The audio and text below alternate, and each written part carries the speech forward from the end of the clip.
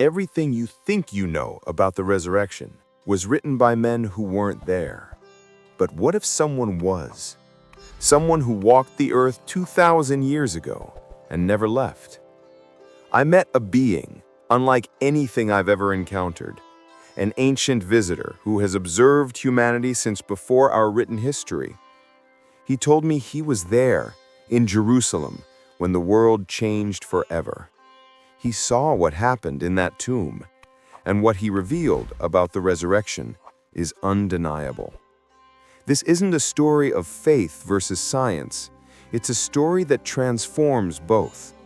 Because what he showed me wasn't just about divinity, it was about something far greater.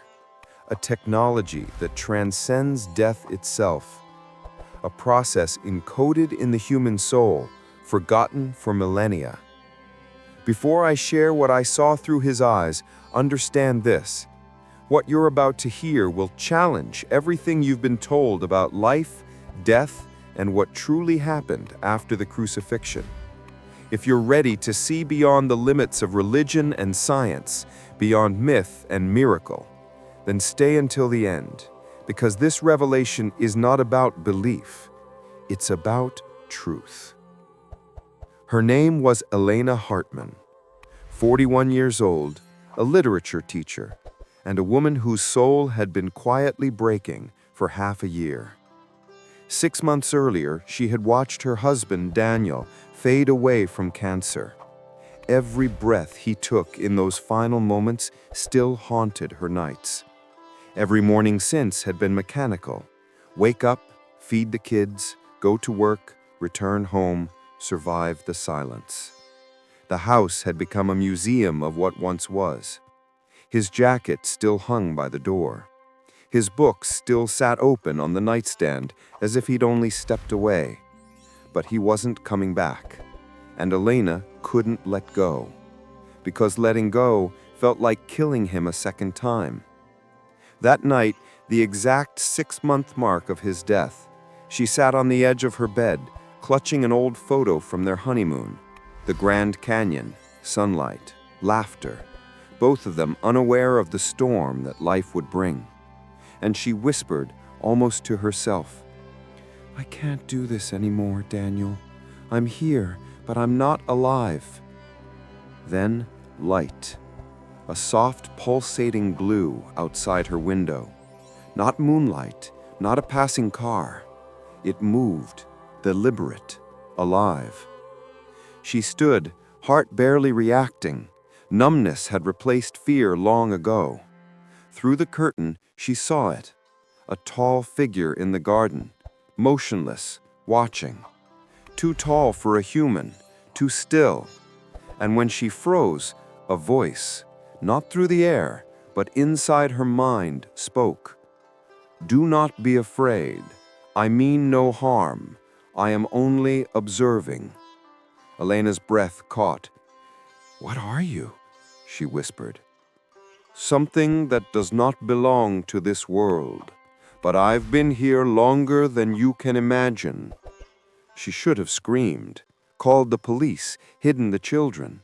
But something in the being's tone, calm, sorrowful, disarmed her fear. And for the first time in months, she felt curiosity. "Why here? Why me?" she asked. "Because I felt your grief," the being said. "The frequency of despair is the same no matter the century.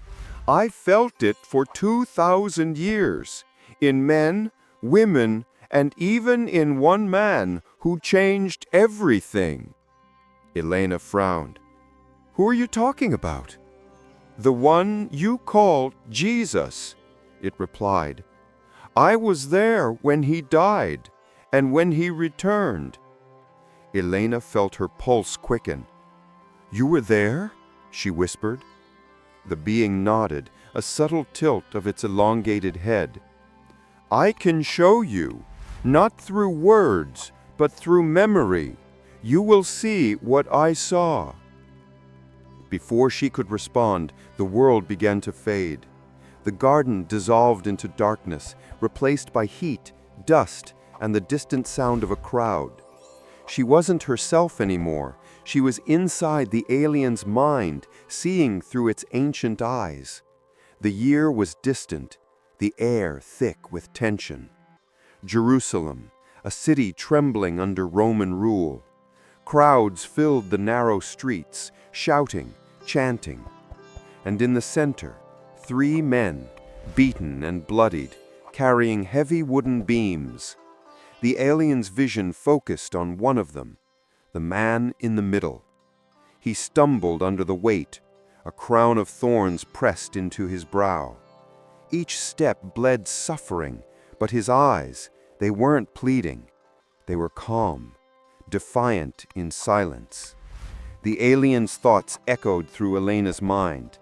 He knew, he accepted what was to come. The scene blurred. Now they stood atop a hill, Golgotha, the sound of hammers, metal striking flesh. The alien didn't flinch, but Elena felt her stomach twist. The cross was raised, the body stretched against the sky, and the crowd roared, half in anger, half in fear. Hours passed. The sun dimmed. The man looked up, whispering words lost to time, forgiveness for those who hurt him. And then, stillness. His head fell. The earth seemed to tremble. The alien's memory shifted again. Night now. Men moved quickly, wrapping the body in linen, carrying it into a tomb carved from rock. They sealed it with a great stone, and silence followed. Days passed, time moving strangely in the alien's mind. Then dawn, women walking toward the tomb, jars of oil in hand. The alien watched from a distance, unseen. But something was wrong. The stone was gone, the entrance open. Guards fled. The women entered and screamed. The body was gone. Elena's breath caught. "So it's true?" she whispered within the vision. "He rose from the dead?" But the alien didn't answer immediately. Instead, it showed her flashes of what came next. Men and women speaking of visions. Some swore they saw him alive, touched his wounds, heard his voice. Others denied it, claiming theft, deception, madness. And through it all, the alien kept watching, recording. But what it saw was not a ghost or miracle. It was energy, invisible yet radiant, rippling through people like a wave. Fear turning into clarity, despair transforming into power. What happened inside that tomb, the alien's voice echoed, was not just resurrection, it was transformation, the activation of something dormant within human beings, a spark of the same force that shaped the stars. Elena felt tears on her face, though she wasn't really there. The vision was fading, the light collapsing back into darkness, and when she blinked, she was once again standing in her cold garden.